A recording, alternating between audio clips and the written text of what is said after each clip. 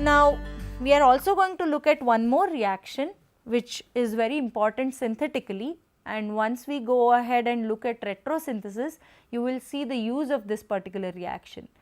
So, now what we are going to see is how to prepare an alkyne from an alkene. Okay?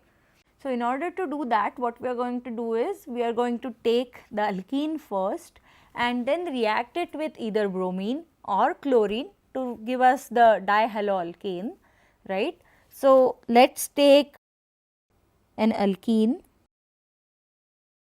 and I am going to add the bromine across this particular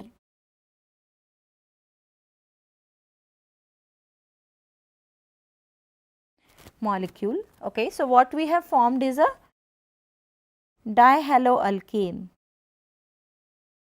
Okay. One thing to remember is that this is not a geminal dihalide, it is a vicinal dihalide. Okay. And what this particular vicinal dihalide can do is it can undergo a reaction called as elimination reaction. Okay. For now, I just want you to remember that this particular dihaloalkane can undergo a successive dehydrohalogenation reaction, or rather two successive dehydrohalogenation reactions, such that in presence of a really strong base like NaNH2, in the presence of liquid ammonia, it can form the corresponding alkyne. So, this is an elimination reaction and we will look at the mechanism later, but for now I want you to know this reaction, how to go from an alkene to an alkyne via reacting it first with Br2 or Cl2 to give you that dihaloalkane, and later on reacting it with a really strong base to give you that alkyne. Okay, so now we are going to start talking about retrosynthesis. Remember, the goal of chemists to do all these various kinds of chemical reactions is to build new molecules that are useful to mankind, right. So, we build molecules that can be used in pharmaceutical industries, we build molecules that can be used in color industries, in food industry and so on and so forth.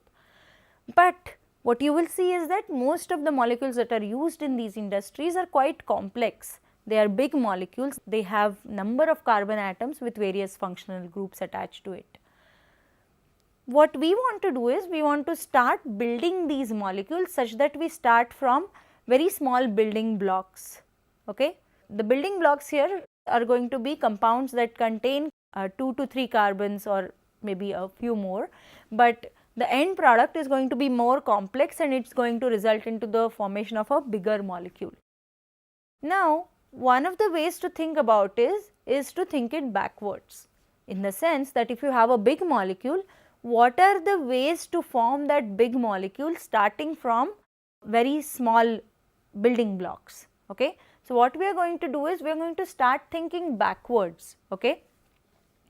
And this particular way of thinking is called as retrosynthesis. So, retro meaning backward, synthesis is building, right. So, we are backward building the molecule of interest. Of course, we are not going to start with very complex molecules to begin with, we are going to start with very easy examples, so that we build this way of thinking or the strategy of retrosynthesis can be mastered before we go to really big and difficult molecules to synthesize.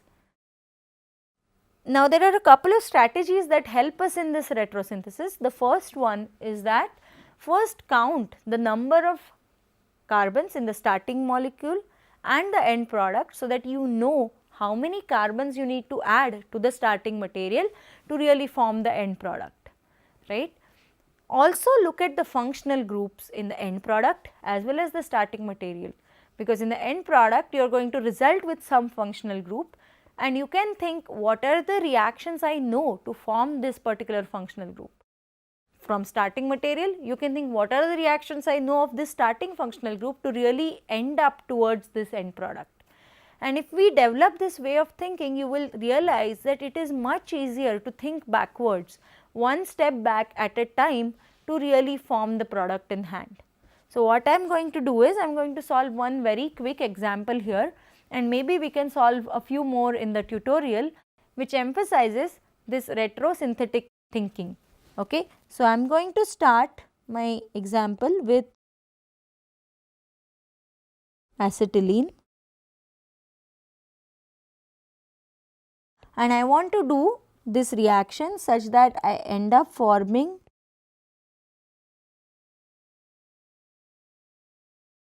cis 3 hexene.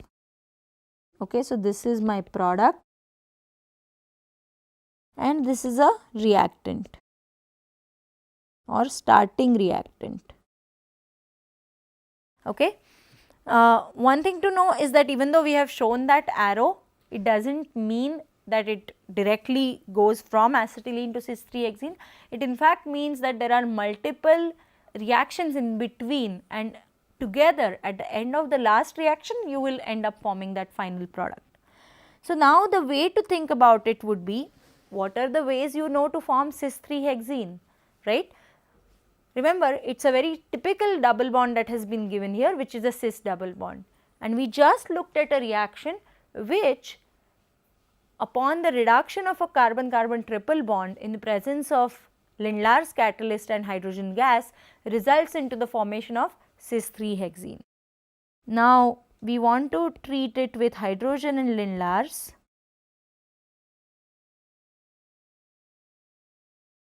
So, you want to think, what is that alkyne that will result into the formation of cis 3 hexene? Now, the answer would be 3 hexyne. Okay.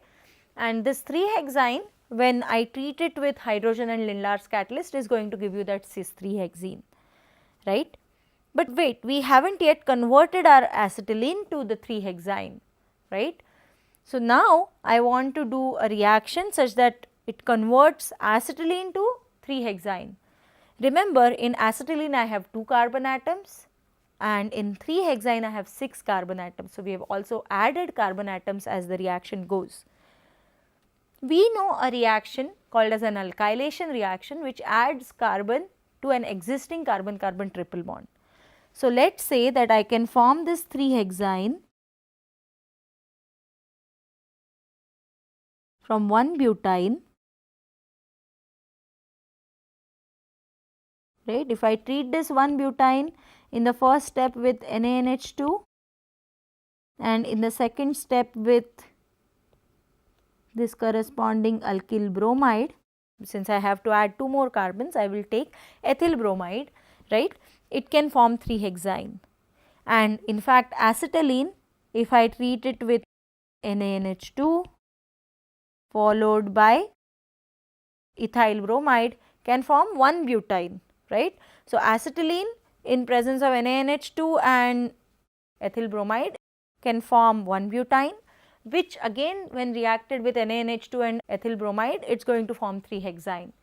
So, just now we have created a way to go from acetylene all the way to the product which is 3 hexene through multiple small steps, right.